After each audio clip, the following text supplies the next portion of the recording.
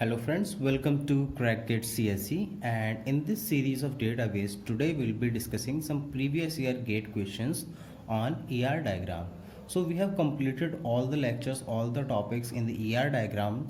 So if you have not watched those videos, just watch those videos, and after watching those particular videos just try to do all these questions by your own. Pause the video and try to solve all these questions by your own, and after solving those questions you can just cross check it whether you answered them right or not. So this way you will be having better practice so that you will be fluent with this particular ER diagram topic, right? So before starting with the solutions of this video, I would like to request you all, if you have not subscribed to the channel till now, please subscribe the channel and press the bell icon so that you can get an update whenever I am uploading any new video. So I hope you paused the video and did all of these questions by your own. Now let me explain each question one by one. So in this particular first question, it is given that let E1 and E2 be two entities in an ER diagram with simple valued attribute. What is the meaning of simple valued attribute? That means there are no multi-valued attribute. R1 and R2 are two relationship between E1 and E2. R1 is one to many, R2 is many to one. So let's draw the ER diagram first, right? So E1 and E2 are two entities, so I took two entities. R1 and R2 are two relationship. So I am taking R1 and R2 are the two relationship. Now R1 is one to many. So this is R1, this is one to many. So I am taking one to many. And R2 is many to many. So this is many to many, right? R1 and R2 do not have any attribute of their own. So that means these both relationships do not have any other attribute. Now, what is the minimum number of tables required to represent this situation in the relational table? So now we have to find out that what is the minimum number of tables required to represent this ER diagram in relational model. So you already know that if there is any one-to-many relationship, if there is any one-to-many relationship, then the relation can be merged with the many-side entity. So these two can be mapped or merged into one table.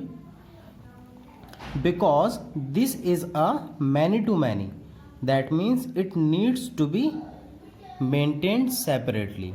I already explained you in those previous videos, so I don't think that I have to explain it again.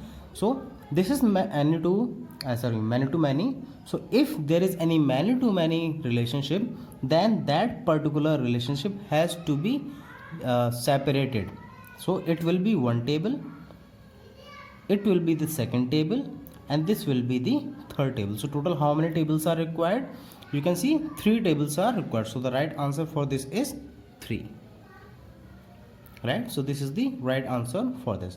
Now if they ask what is the number of foreign key, how many foreign keys are required, then 2 foreign key required for R2, because one will be referring to this, one will be referring to this, and because this is merged into R2, there is only one key required which will be referring to the key attribute of E1. So 2 plus 1, 3 foreign key required, right? So this is how you can answer the foreign keys also. Now go to the second question. The second question says that consider the entities hotel room and person with a many-to-many relationship lodging as shown below. So this is the lodging and there is a many-to-many relationship, right? Many-to-many. If we wish to store information about the rent payment to be made by a person occupying different hostel room, then this information should appear as an attribute of person, hotel room or lodging. So they are asking if they have to store the information about the rent payment by a particular person, then those detail has to be maintained in which of these 3 tables, which of these 3 schemas. So rent, see, person is having the relation with hotel room by this lodging. That means a person need to pay for a hotel room if he stays there. That means if he avails the service of lodging, then only he has to pay. That means you can clearly answer that it has to be stored in lodging, right? because hostel room uh, can have some rent, but if it is not associated by any person, then it is of no means. Similarly, if a person is paying the rent, then it has to be lost or lived in a particular hotel room, then only he will be paying. So the best place is to place the detail or the information in lodging table. So the answer is lodging. This is a very easy question. I think that you can easily manage. Now see the third question. So these two questions came in GATE 2005, and these two questions was the linked question, and they came in GATE 2008. This was question number 80, I think, and this was 81, right? So this, there is a ER diagram is given, and they ask that minimum how many number of tables required to represent this ER diagram into relational model. So here you can see one thing, that here I am having one to many relationship, because here this is arrow, so this is one, this is many. Similarly here this is one, this is many. This is a weak entity set, and this is the relationship along with that.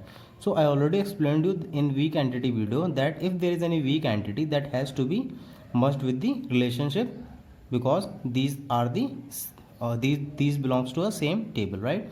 So this will be one table. And I already told you that if there is one to many relationship, we can merge the relation into the many side. So this will be treated as one, and this will be separate. So total how many tables are required? 1, 2, 3. 3 tables are required.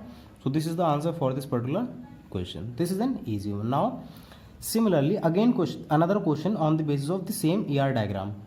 So this question also came in 2008.